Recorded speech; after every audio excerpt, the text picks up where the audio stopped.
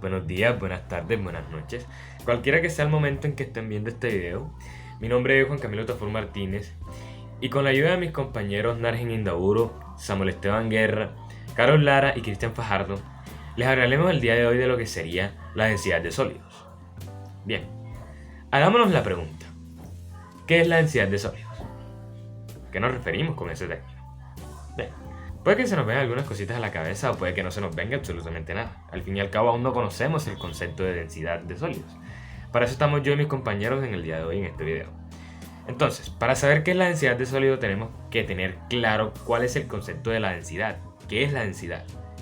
Entonces, la densidad es una magnitud que nos permite calcular la cantidad de masa que hay en determinado volumen de una sustancia.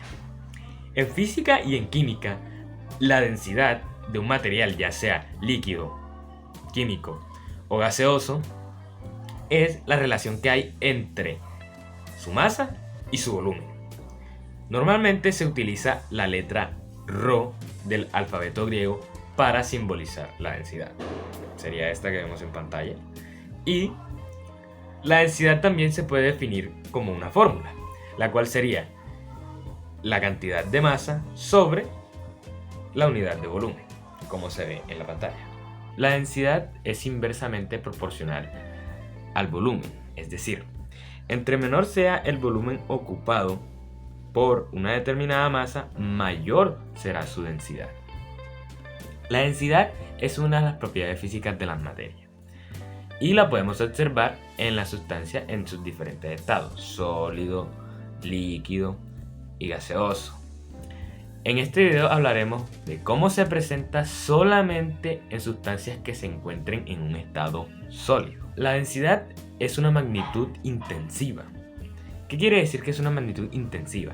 Que no depende de la cantidad de masa que posea un cuerpo. En el Sistema Internacional de Unidades, la unidad de la densidad se expresa como kilogramo por centímetro cúbico, pero usualmente se utiliza el gramo por centímetro cúbico. Antes de entrar en materia de cómo se calcula la densidad de los sólidos, quisiera poner unos ejemplos de densidad de sólidos que vemos o utilizamos en nuestra vida diaria, como lo son el plástico, cuya densidad es de 1.2 gramos por centímetro cúbico. También la del aluminio, que es de 2.7 gramos por centímetro cúbico. La del vidrio, que es 2.5 gramos por centímetro cúbico. Y para finalizar, la del hierro, que es de 7.874 gramos por centímetro cúbico. Ya sabemos que para hallar la densidad se necesitan dos características de la materia, las cuales son la masa y el volumen. Hoy les vengo a hablar un poco de estas. La masa es la unidad fundamental de la cantidad total de la materia y energía que un cuerpo tiene. La masa es una magnitud física fundamental que mide la inercia de un cuerpo y por tanto la cantidad total de la materia. El volumen se define como el espacio que ocupa un cuerpo. Sus unidades de medición pueden ser decímetro cúbico, metro cúbico, centímetro cúbico. Por ejemplo, el volumen de una maleta es de 70 centímetros cúbicos. La densidad de un líquido y un sólido se calcula de la misma manera. Primero hay que empezar diciendo que para medir la densidad de una muestra de material se determina la masa y el volumen de la muestra. A la hora de determinar la masa de un sólido se puede utilizar instrumentos como son la balanza o la báscula. Más específicamente utilizaremos la balanza de precisión. A diferencia de otras balanzas, esta se caracteriza por trabajar con elementos pequeños y ser muy precisa, llegando hasta el miligramo. La diferencia que esta tiene con respecto a la báscula es que la balanza, en términos general, es una palanca con dos brazos análogos y en la que se puede colocar encima el objeto a pesar, mientras que la báscula tiene una plataforma vertical y se necesita que se encuentre colgada. Esta a su vez es usada comúnmente para la determinación de masa de objetos de gran tamaño. También, aparte de los ya mencionados, se puede utilizar un instrumento que se conoce como el catarómetro.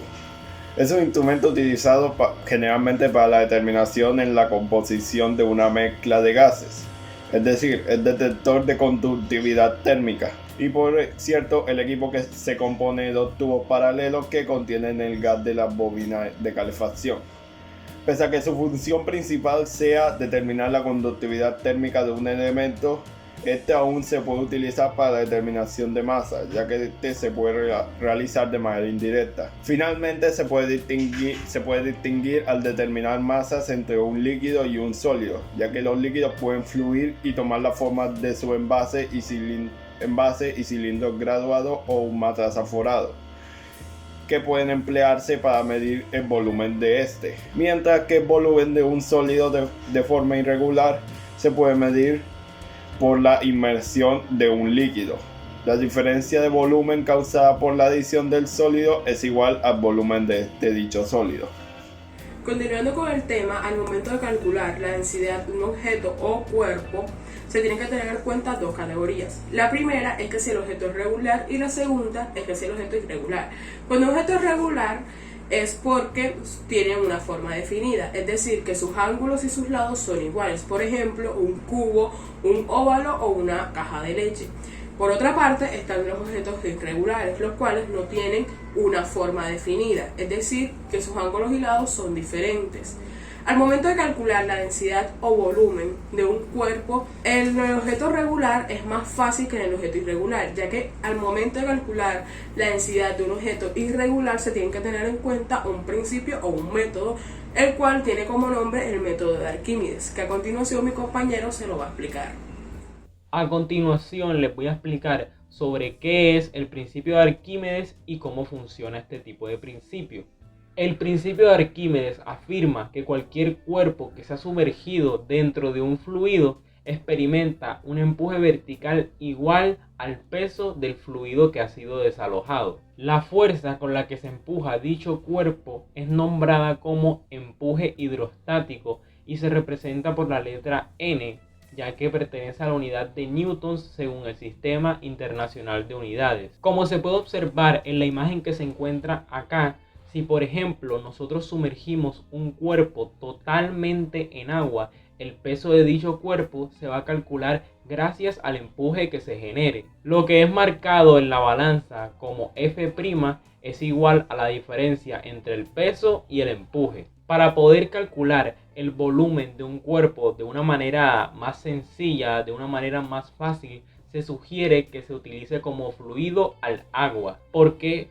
Pues porque el peso medido en gramos de agua coincide numéricamente con el volumen medido en centímetros cúbicos. Además de lo anterior, hay que recordar que la densidad del agua es aproximadamente de unos 997 kilogramos sobre metros cúbicos, y esa cantidad incluso se podría llegar a aproximar a los 1000 kilogramos sobre metros cúbicos. Para explicar de una manera más breve el principio de Arquímedes, podemos decir que consta de dos partes que son las siguientes. La primera de esas dos partes es la de estudiar la fuerza sobre una porción de fluido que se encuentre en equilibrio con el resto del fluido. Y la segunda y la última parte es la de sustituir dicha porción de fluido y reemplazarla por un cuerpo o por un objeto que posea la misma forma y las mismas dimensiones.